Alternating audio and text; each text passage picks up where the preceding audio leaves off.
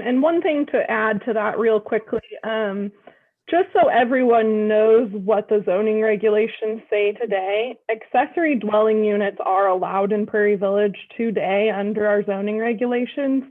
What they say though is that the person living in that accessory dwelling unit has to be a relative.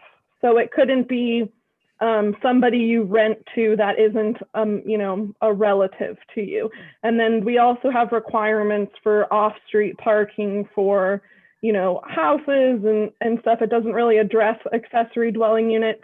But I do think that's important to the context that people already today under our zoning regulations have to make a choice between we have several regulations in place. So when we adopted the design guidelines, that's when we put that 40% impervious coverage limit in.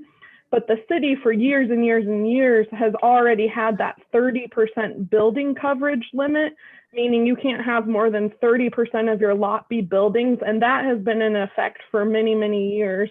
So the impervious coverage standard is just adding on like patios and driveways and sidewalks and stuff like that on top of it. That's really what changed with the design guidelines. But anyway, I just wanted you all to know that there are requirements about what accessory dwelling units can be in our zoning regulations, but they are currently allowed.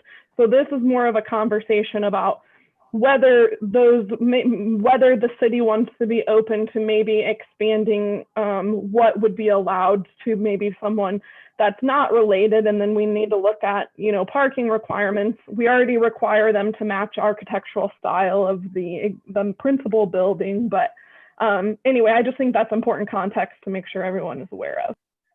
Thank you.